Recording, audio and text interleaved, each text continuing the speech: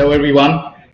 For our first panel for today, to start the proceedings, the title of the panel is Industry 4.0 Business Models Transformed. And I'd like to introduce Anurag Bajpai, who's a partner and Lower Gulf private enterprise and family business leader from KPMG. Over to you, Anurag. Karthik, thank you. Good afternoon, everyone. And welcome to our first discussion of this afternoon on the very relevant topic of technology adoption and its impact on business models for family business. My name is Anurag Bajpai, like Karthik said. I am a partner at KPMG based out of the Dubai office, and I'm delighted to be your host for this session. Increased use of technology and digital tools has been a focus for businesses for a number of years. However, before the pandemic, we saw slow adoption of this technology within or by family businesses. The majority of family businesses were very happy following their tried and tested operating models. Now, if there's one good thing that came out of the pandemic, and there was possibly one good thing, was the stimulus it provided for businesses in general to understand the value of digital technology. For a number of businesses, digital tools was the only way they could interact and engage with their customers, even engage with their employees. And we see the increased use of technology having a significant impact on business model for family businesses. This is not the only factor impacting business models. There are also changes in consumer behavior. There is market disruption. There is the impact of COVID. There's the ESG agenda. So a number of different factors that are having an impact on how family businesses are structured and their operating models. Over the last 6 to 10 months, I've seen a change in my interaction and when I interact with family businesses. I've seen family businesses beginning to look at their operating model, their business models, and they are realizing the potential of using technology. And this message has also come loud and clear in KPMG's 2021 Family Business Report, where we found that 40% of family businesses were 40% more likely to go on a business transformation journey than their non-family business peers. What we've also seen is, interestingly, within family businesses, multi-generation family businesses were more likely, over 45% more likely, to follow a transformation journey compared to single generation peers of theirs. So again, a lot of family businesses are currently looking at the business models, a very relevant topic for discussion. And we've got an esteemed panel of family business leaders from around the region to talk to us about the nuances within family business models, the use of technology, the adoption of technology, and also other related topics. For family businesses, in addition to technology, when they're looking at the transformation journey, even the people agenda, the organizational agenda is a big part of the transformation journey. So we'll talk about these topics in the next hour or so. I'd like to welcome the esteemed panel of family business leaders. They come from a diverse mix of industries from around the region. So welcome to you all, and pleasure to be with you all today. I will sort of briefly introduce you all. So ladies first, we have with us Dr. Sheikha Aisha Bint Faleh Al Thani, Chairperson and founder of Al Falah Educational Holding, the first woman-led Qatari company to go public. It is also the first Qatari educational institution to list on the stock market. Dr. Aisha is an educationist, and a company operates 3 schools and a university in Doha.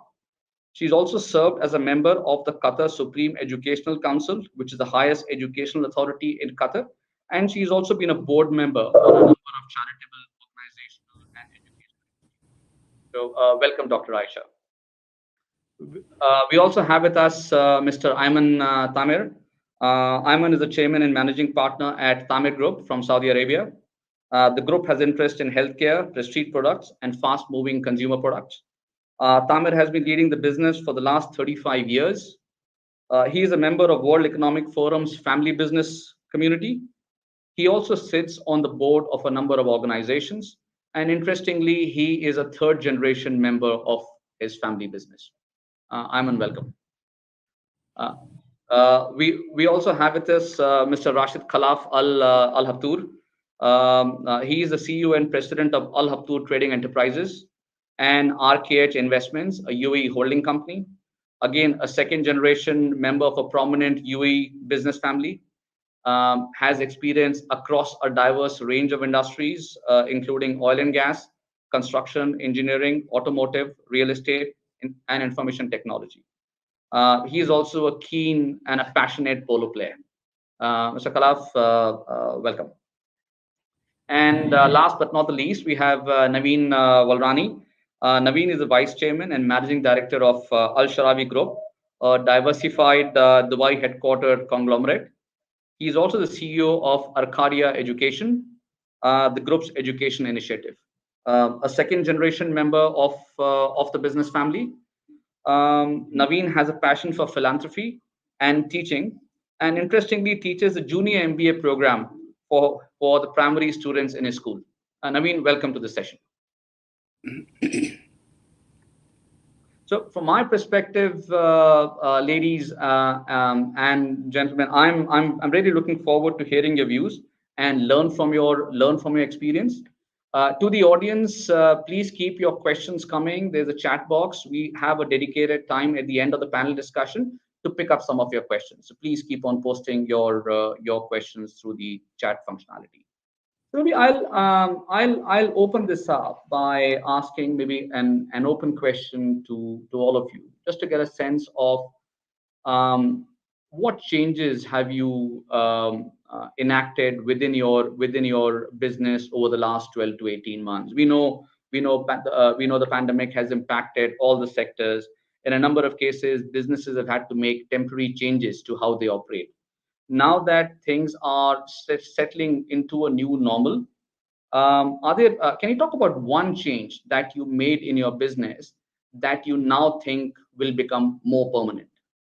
So, Dr. Aisha, can I maybe start with you, and then we'll go around and getting everyone's view on this.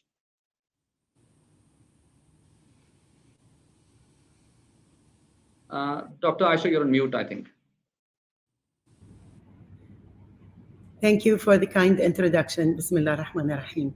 Indeed, we had to follow suit. The country wisely introduced some regulations to help us and exemptions that helped us adopt the technology that you're mentioning.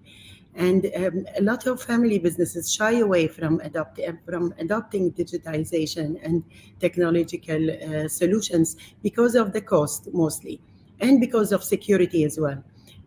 We spent a lot on security and on data migration to the cloud. I think what really gave us a better position in the market was the fact that we adopted the IT infrastructure. We invested heavily in IT infrastructure a year before this all happened. It was a trend with K-12 schools to do that, and we followed suit. And we were least affected, in my opinion. Of course, the university, the change was easier in the university. With the schools, it was a bit more hectic. We had to, to just improvise in order to have day-to-day operations go smoothly. Okay. Now, the hygiene procedures that we're doing, I think will stay with us after this pandemic is over. Similarly with the remote working. And inshallah, from here, we've learned our lessons, and digitization will help any company. It is embedded now in our strategies, corporate strategies. Okay. Thank you, Dr. Aisha, and some very interesting comments. I don't know, maybe Ayman, do you want to go next and give us your thoughts?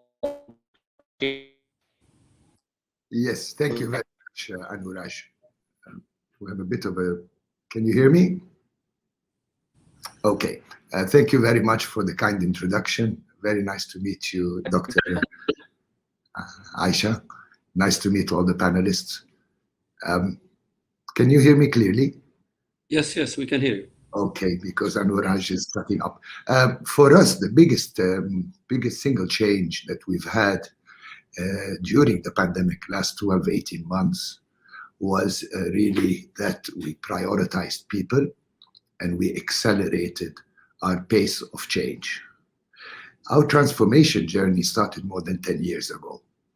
Our 2010 was the first phase where we really focused internally on the company to do what we call business excellence. And that was really to run efficiency, the entire value chain.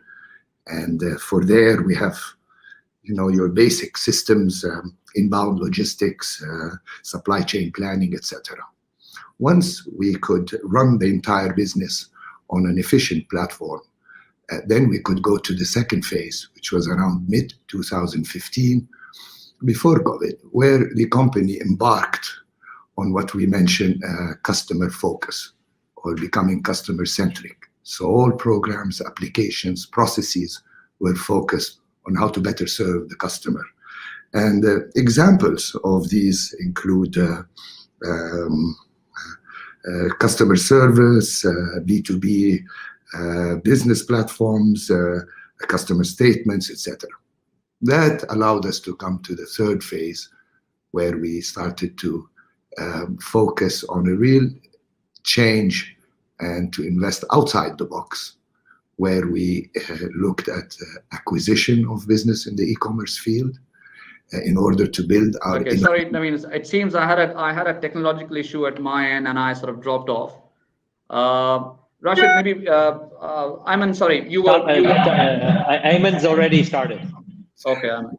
That's okay. Go ahead, Rashid. So just to close, it's been a journey of over 10 years.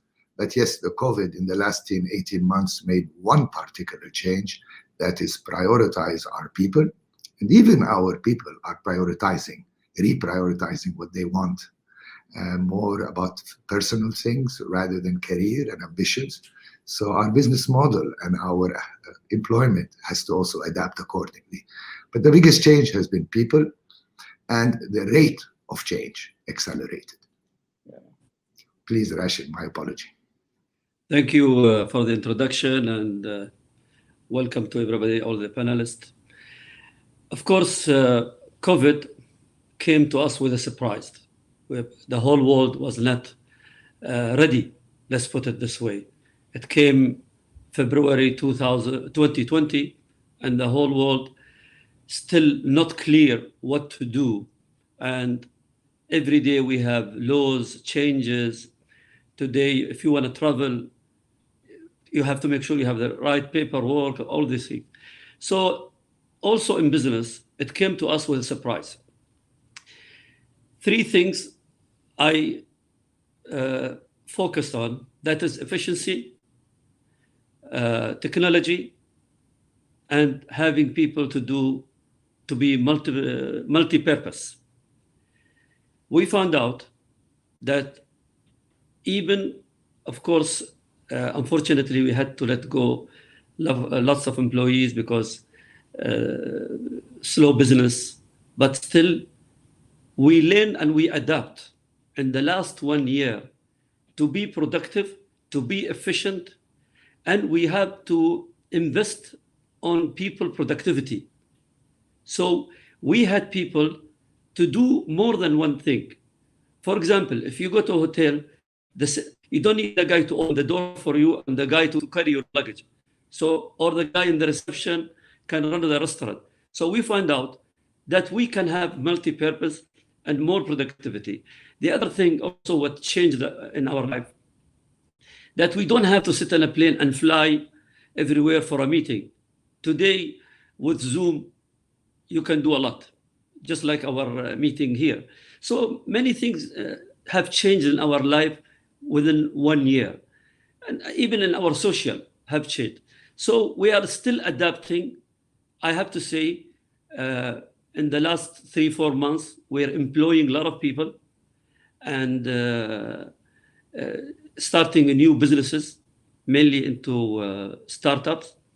And we are actually still employing people until this day. So things have changed. And of course, there is some businesses have grown, such as PCR business, like Tamer, Ayman, your Mykonos now. We had to stand. It was difficult even to get somebody to do PCR test for you. I mean, businesses were booming. I mean, that little clinic there, they must be making 100,000 euro a day just doing the PCR test. So this is some of the things that we are looking to do. Thank you. No, thanks, Rashid, for your thoughts. I don't know, Naveen, over to you.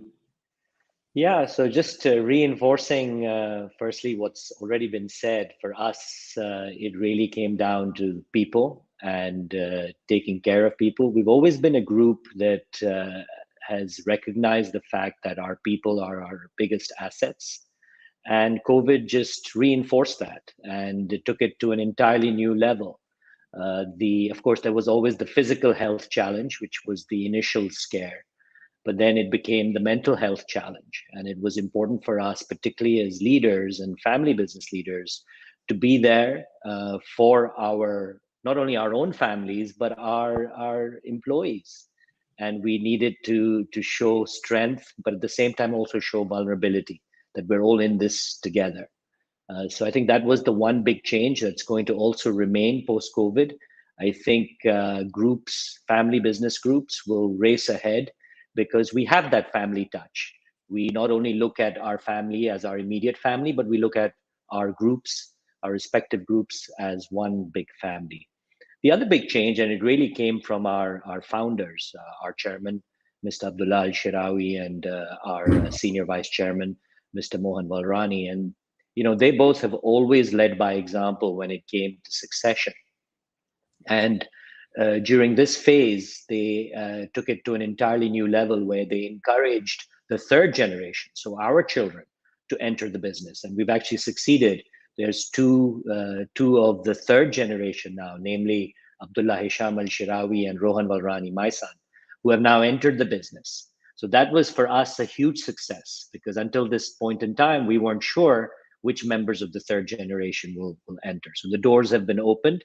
And really, the founders have led by example, and now the third generation has entered the business, and obviously are going to be here to stay, hopefully. I think we've lost Anurag again.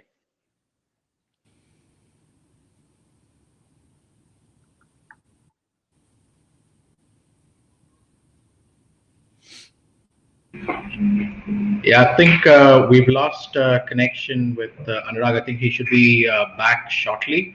Naveen, you were saying, sorry? Yeah, no, I finished what I was saying, but we might be able to self-moderate. The Anurag's back, I think. Sure. I mean, we were anyway. We were talking about how the pandemic has been a catalyst for family businesses in the region, and how they've basically forced a lot of family businesses to adapt or to be on a fast track when it comes to digital transformation. And I think because of that, a lot has changed, the future of work, etc. Anurag, I can see him coming back. Anurag, can you hear us? Yeah, can you hear me? So I think I'm in the office, but it seems I have a very unstable connection, which is surprising. Possibly one of those days. Apologies. No, so what I was saying was very fascinating to hear your comments and the diversity of, so a lot of you spoke about focus on people. Dr. Aisha, you spoke about remote working. Naveen, you spoke about succession. So I think we will unpeel some of these topics as we go along. But maybe now coming to specific questions, and Naveen, I wanted to start with you and I wanted to ask you around, so a lot of businesses, or family businesses we see in the region are legacy businesses, operate in traditional sectors of the economy. Speaking, but I can't hear him. Yeah. From your perspective, what is the business imperative for family businesses in the region to reevaluate their operating models, their business models? What is changing and why is it so important?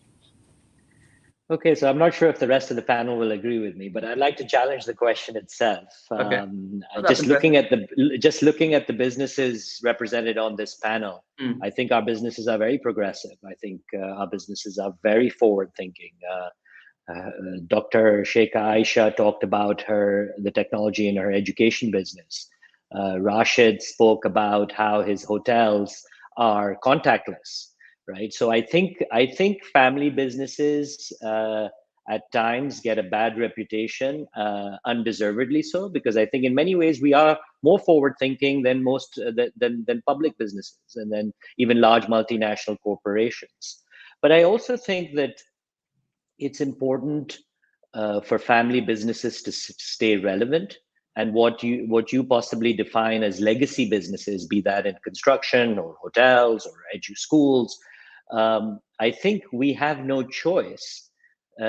Every business today is a technology business, whether we like it or not. And I think family businesses have been some of the quickest to adapt to this reality. And also, these discussions about staying relevant mean so much more in a family context than they do when you are working for, let's say, even a Fortune 500 company. I mean, if we look at the makeup of the S&P 500 50 years ago, how many of those companies are existing today? Sure. Yeah. But I can assure you that Rashid's group or Dr. Sheikha's group or Mr. Tamer's group or ours will be here 50 years from now. Yeah. No, Naveen, I think you raise a great point. And when I said... Sorry, Anurag, I can't hear you. Okay. I can hear him. Okay. Can the others hear me? I can't hear him. Yes. Okay. Yes, So, I can hear you. Okay. No, so Naveen, when I said legacy business, I meant that the sectors that they operate in are largely the traditional sectors you said. But I sort of agree with you that in the current context, every business has to look at technology, and a lot of family businesses are very progressive, like you said, and they've been the first to adapt. And even what came out of our survey and what we see, that the digital transformation journey is faster in family businesses compared to the non-family peers. So I totally agree with what you're saying, and that makes a lot of sense. Maybe moving on. I don't know whether Rashid can hear me, but Ayman, I'll sort of ask you the next question. Please. And this is around. We know your group has embarked on a digital transformation journey over the last few years. So my question was, when you started off in this journey, was it before the pandemic, or this became an area of focus while the pandemic was happening? And maybe, yeah, if you could sort of answer that question, then I have a follow-on question for you. Sure. To add and comment how much I agree with Naveen's thoughts that yes, family businesses are forward-looking, and digital transformation, it's a challenge for all business in all regions. It's a global challenge. It's not only for family businesses, and especially in the healthcare sector, is undergoing itself transformation and digital transformation. But to answer your question, as I mentioned earlier, our journey started before the pandemic, about 10 years ago, where we focused. There were 3 phases in our journey of transformation, which started in 2010. The first wave was focusing on business excellence, as I mentioned earlier, and that focused on really building efficiency throughout the value chain, digitalizing everything from invoicing to proof of deliveries, inbound, outbound logistics, warehouse management systems, last mile delivery, etc. Once we embarked on that digitalization and efficiency, we could then have a platform that allows us to go to the second wave, which started around 2015, 5 years later. And that was focusing more on the customer, how to better serve the customer. And it was more services of customer-centric, such as, just to give examples to make it more clear, waves of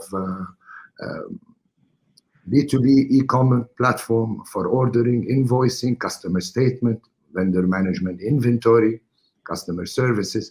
So it was really connecting to the customer and becoming more customer-centric. Doing that, when the pandemic started in 2020, we were already thinking out of the box, and that accelerated our third wave to say we need to embrace digitalization in full as a core of our business and not as a department. and we started establishing a new wholesale business that is digital. It's under planning now, from day one, paperless.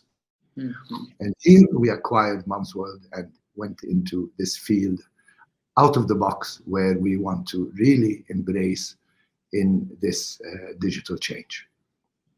Okay. Okay. No, I think that's interesting, and I think and what I'm hearing is you're saying that your transformation journey started before the pandemic, and you could really leverage that functionality or capability you had to. I can say the pandemic accelerated the third wave. Yeah. Okay. It gave us the courage to take more risk, because in risky times it's natural to take more risk. So it becomes it accelerates your thoughts. Things you were thinking to do in 3 years, you've done in 1 year, 6 months. You have no more time to think. Yeah, no, and I think no, you're right, and we've seen this across a number of trends. We've seen in a number of cases, pandemic has either accelerated a trend or it has brought a trend to more prominence. And maybe Rashid, maybe my question to you is: have you seen, as far as your business is concerned, were there any strategies that you were already working on that became more important to you during the course of the pandemic? What were your what are your learnings from this? Of course, first thing we had to learn to adapt to the situation. But when it comes to technology, I mean, since I left college, 1991, I joined my father group. Always we are updating our technology and information technology and all of this thing, because as you know, in the hotel business and in the automotive business, you have huge softwares, and this has been advancing every year. But what happened during pandemic, that is have accelerated things. Things were going faster and faster, and we are changing and we are discovering new ways to adapt to what's happening, and that is through technology. So efficiency and technology and going digital. Of course, efficiency in delivery, invoicing, accounting, in the spare part business, car business, export business. As you know, Dubai is very huge in export. So we do almost 40-50% of our volume cars, deliveries, and things like that. So we have today we have clients in, let's say in Africa, they don't need to fly to Dubai to take the cars. We do everything online. The meetings, the picture, the brands, all this. So these things have changed. Of course, some businesses is affected, which you cannot do anything about it, such as airline business, hotel business, events, exhibition, wedding planning, museums, these things. On the other hand, technology have boosted other businesses, especially as delivery and ordering. So traditional businesses have to adapt to digital life and the way we advance. So, but we have to we have to be updated of what's happening in the market, because this pandemic, it looks like it's going to stay with us for a long time, and it's not going to go, life is not going to be like, how is it before 2020. But at the same time, we are seeing things are improving, such as airline flights. And I mean, I've been traveling for the last 2 weeks, and I tell you, everywhere I go is extremely busy. So hopefully things will go back to normal, but in a different way. Thank you. Yeah, no, I like Rashid, the point you make around efficiency. So I think even the way we see what's happening with businesses, I think everyone's learned a new way to operate, a more efficient way to operate. So it's opened possibilities for people that people didn't really think of earlier because they weren't thinking out of the box. So no, I think you raise a very very valid point there, that it forced people to think harder. Dr. Aisha, my sort of moving on to you, you are an educationist, run a number of schools, colleges. Education was one of the sectors that was the first to go down the digital transformation journey. Obviously, you moved to online learning. Obviously, the other panelists have spoken about the technology element, but a lot of this adoption or transformation is about change, is about people management, is about how do you manage change in the organization. What were your learnings through this process of shifting your entire customer interaction to a different medium? So, what were your learnings from it? I have to say first that when we decided to go public, it was a year before the pandemic, and we were rated by top agencies like Deloitte, KPMG, and Ernst & Young. And we scored highly in corporate governance practices and processes. However, we fell short when it came to digitization and data protection and so on and so forth. So we were reluctant to adopt to this new technologies and the digitization solutions that we were offered. And then the pandemic happened. So we had no choice but to move forward. I think the pandemic was a blessing in that it accelerated our journey, if you like, through that route. And since then, we've adopted to the new solutions. And what I feel really the benefit of that we reaped was the employees' empowerment. They were empowered.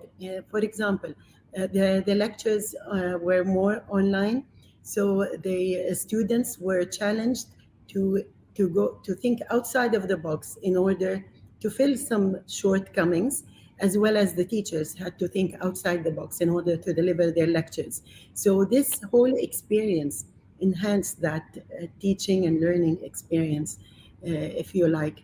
The transformation going forward has to do a lot with digitization. We've since then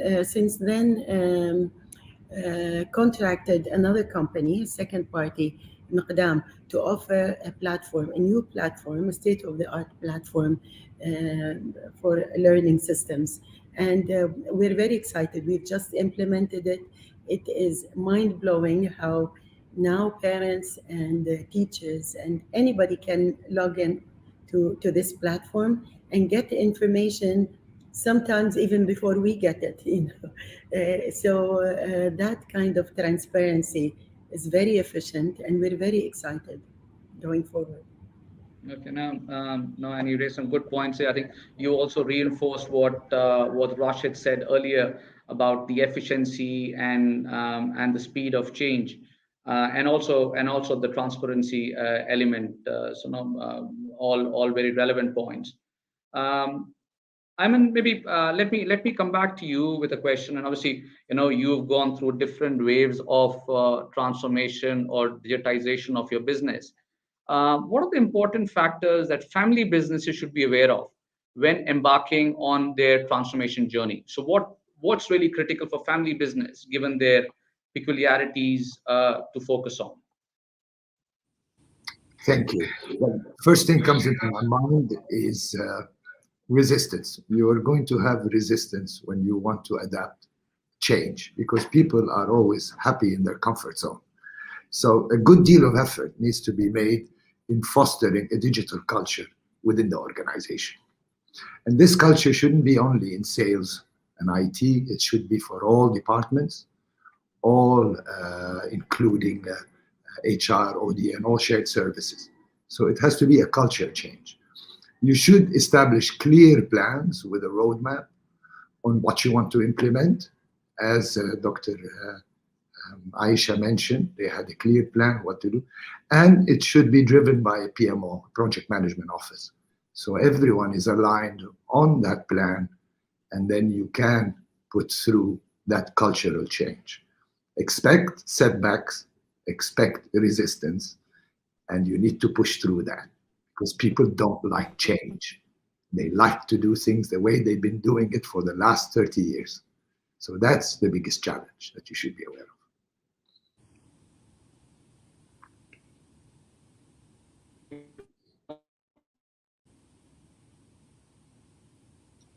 I think we lost our...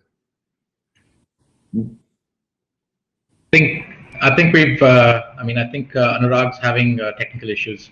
Yeah. Yeah, I think, Mr. Ayman, I mean, what you said in terms of specifically makes sense. Naveen, I mean, I wanted to obviously continue the conversation with you. We've seen that ESG has risen in prominence globally, and businesses are increasingly focusing on including sustainability as a major part of their business plans. A number of family businesses as well are committed to their communities and driven by a strong sense of shared values. So, but according to you, what are your thoughts on the importance of the ESG agenda for family businesses, especially in this region? And what do you think family businesses need in terms of to change specifically? So, ESG is hugely important, and it really starts off from the consumer or the customer. The customer is the one with the dollars in the wallet, as they say. And the customer is dictating now and saying, I want to deal with companies that stand for what the ESG framework espouses. So whether it's environmental factors, for instance, we're putting in what is considered a significant investment into schools. And all our school buildings are LEED certified. In fact, our latest school building is LEED Gold certified. Now, what is LEED Gold certified? It's a certificate from the US Green Building Council, but it also shows our commitment to the environment, to the fact that our building is built with a certain percentage of recyclable materials, to the fact that there is indoor air quality that is measured and monitored, the fact that we do our carbon footprint is neutral. So those are the kind of things that companies and companies, organizations such as ourselves are committing ourselves to, even when it comes to social issues, the empowerment of women. I don't think an organization today can survive in the current context of the world without committing themselves to the empowerment of women. And we've seen, even as governments, the government of Dubai, how they've led from the front on that issue. When it comes to governance, I think governance is critical. Good corporate governance for any organization, and particularly for family businesses, where we've historically, as family businesses, as a sector, we've struggled in this area. But as we attract valuations in some way, shape, or form, whether it be in the public markets or through private equity or otherwise, one of the things organizations look at, and one of the things that enhances value, is good governance. So again, I don't think we have a choice when it comes to ESG. I think it's the need of the hour, and family businesses have to respond. Yeah, no, Naveen, I think, and you raise a great point. What we have typically seen with family businesses is family businesses haven't. So while you have the family ethos, purpose, they're committed to the communities, but it is not part of the business. So families do this saying, "Oh, we run our business, but then we do the community work on the side." And I think now there's an increasingly need for families' commitment to the community to be reflected in their business plans. And I think that is where we see a disconnect with a number of family businesses. And like I said, the customer is sort of has a voice, and they are voicing it through their wallet. So I think increasingly important for family businesses to showcase and have ESG higher up on their agenda. And I know you sort of covered what do family businesses and how should family businesses go forward. But maybe I'll also sort of bring Dr. Aisha in this conversation and ask her if she thinks there's anything specific that family businesses need to do to bring ESG on the top of the agenda, because currently it doesn't sit there. As you know, I sat on international philanthropic corporations on the board of that. So ESG is so much a part of our long-term planning. And I've always been an advocate for introducing gender quota, especially on executive boards. As you know, it is very hard for women to get on executive boards. Not only that, but also to stay on them is very hard. So this subject is very close to my heart. And I wrote some articles on this subject. For these practices to be achieved, I think there should be a collaborative effort between investors, businesses and communities. As you mentioned, that investors can dictate now what they want, and this collaboration on the governmental level as well, I have to say, will push this agenda forward as we go. Okay. Now, I sort of you raised some good point about collaboration between different stakeholders to push the ESG agenda on top of the priority for family businesses, which makes sense. Maybe now moving on to another topic within that's important from a transformation perspective is about talent and skill. Rashid, maybe I'll sort of bring you in the conversation. A question for you is obviously, with transformation, you need different skill set. What do family businesses need to do to attract and retain the right talent in the business? Because sometimes you hear about the glass ceiling in family businesses. You can only progress up to a particular stage, and after that, your growth stops. So, what are your thoughts on this? Of course, finding the right person with experience is not easy these days because the good people, the high quality people that productive, it's not easy for other businesses to let them go. So you have to find juniors one and try to advance them up. You need to skill them. And takes time. And you have also to take care of them, to keep them. I mean, I have some people that are still with me after 30 years. They're still in my office. And not easy to let them go because, you need the loyalty, you need the experience, you need people that you are comfortable with, that you work with. On the other hand, in the family business also, the most important thing is the education of the new generation of the family. For example, in our family now, we are 3 generations working together. But my biggest worry also from the new generation on, like you said, we could talk about technology a lot, but we're not saying also the negative part about the technology. Such as you know, Dr. Aisha, we are also on schools, the Emirates International School in Dubai.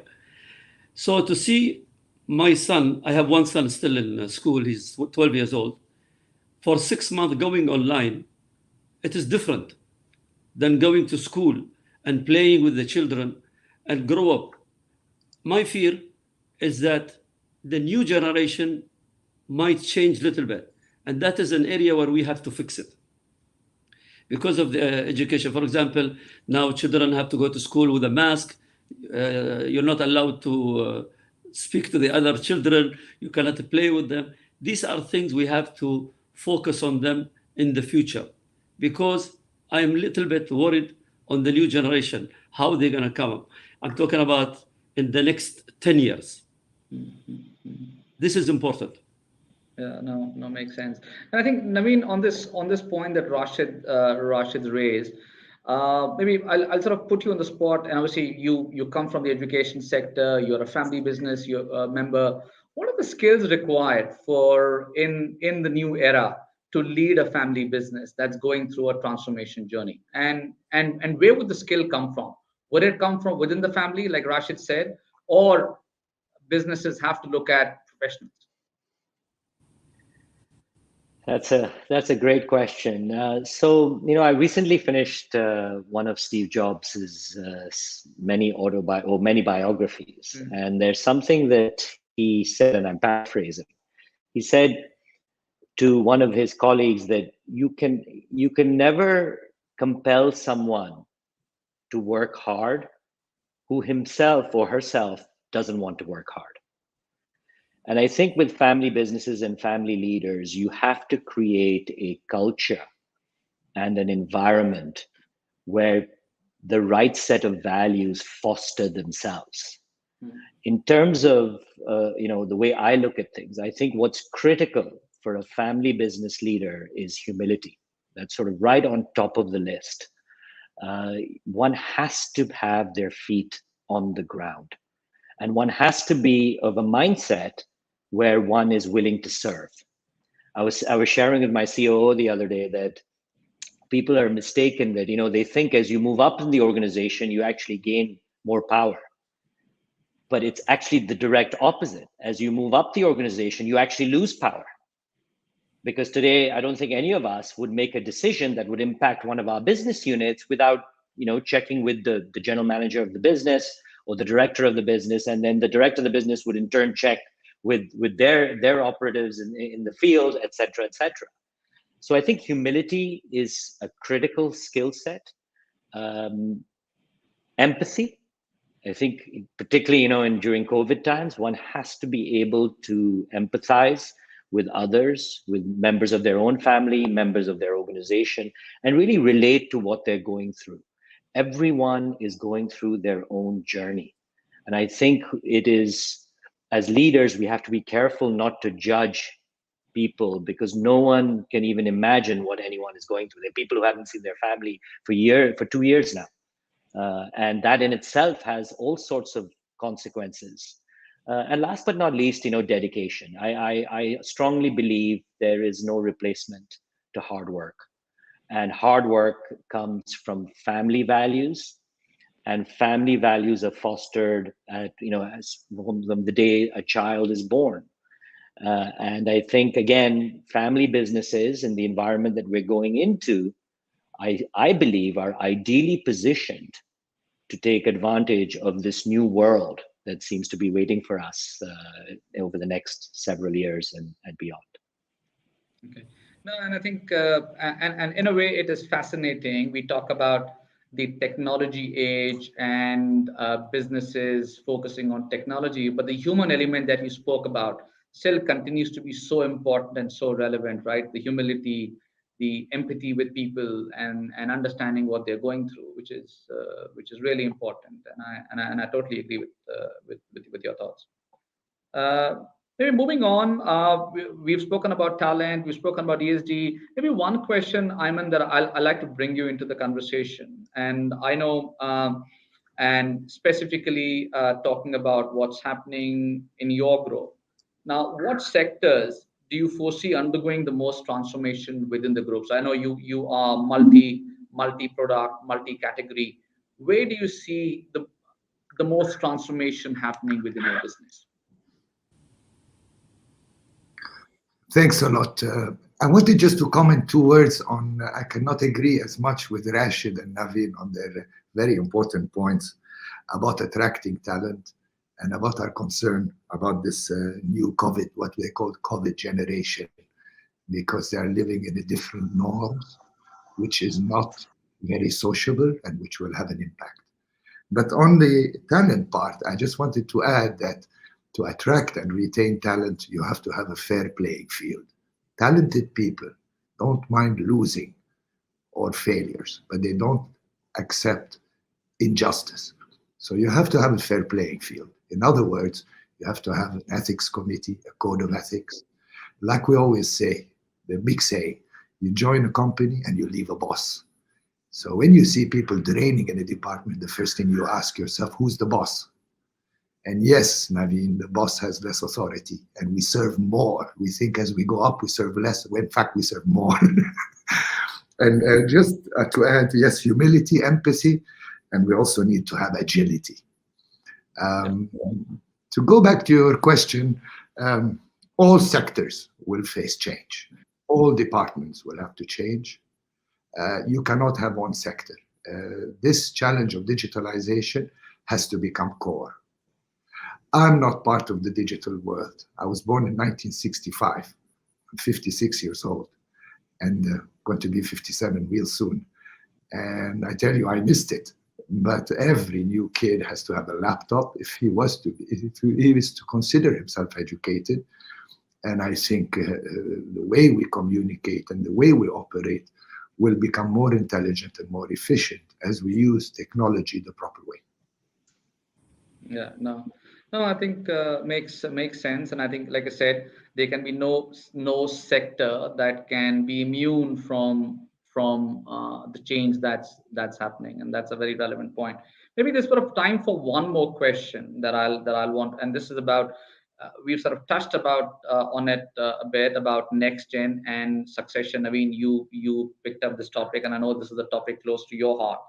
How do you see the role of next gen in today's world for a family business? Again, we've seen over the pandemic, different generations come together, you know, to help business ride the storm. The younger generation's contribution towards digitizing the business has been immense because they understand technology better than anybody else in the family. How do you see, this whole interplay between next gen involvement in the business, succession in today's digital era? So I think from my perspective, succession is critical for family businesses. Large majority of family businesses don't believe in going public or selling to private equity. They believe in continuing the legacies that were set by the founder. And while digitization and tech is important, I consider myself quite a technocrat. But that can be outsourced, that can be hired. The talent is there. We can go to KPMG and say, okay, come and give us a digitization solution. Where I think succession is absolutely critical is purpose. We all have stories that stem from our fathers and grandfathers. And for instance, in my case, my grandfather and my father landed in India as refugees. And my father traveled abroad with this ambition to become a successful entrepreneur, a successful business person. And that to me drives me. It gives me purpose, that I go to work every day knowing that those that have sacrificed before me, I can't let them down. Similarly, I share these stories with my children and with the children of the Al-Sharawi family and say, you have the weight of your grandfather's hard work on your shoulders, and you need to take this forward. And it's very difficult for me to give that same sense of purpose to someone outside the family. But when it's a person who's within the family and you really share these stories, it has an impact that is unmeasurable. Yeah, no, I think, and again, Anurag, I think I think it's true what they say, that when you're having interesting conversations, you don't realize the passing of time. Unfortunately, we've come to the end of our time for the panel.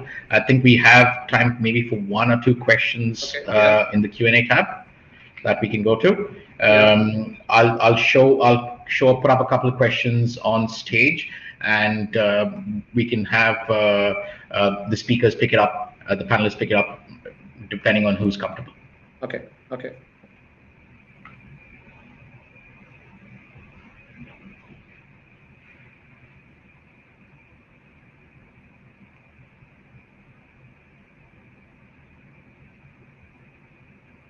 I'll be happy to take that.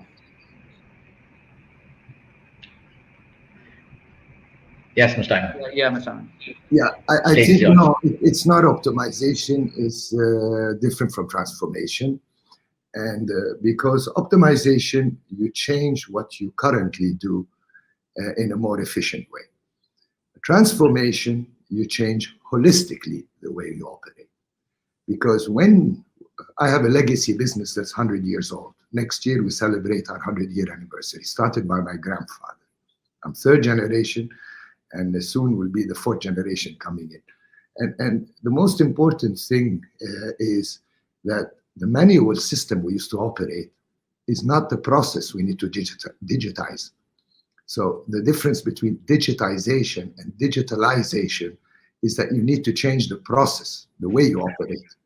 And that requires a change, a transformation in the way we operate. It forces people not just to optimize, to make it faster, more efficient, but to actually change the way they do it.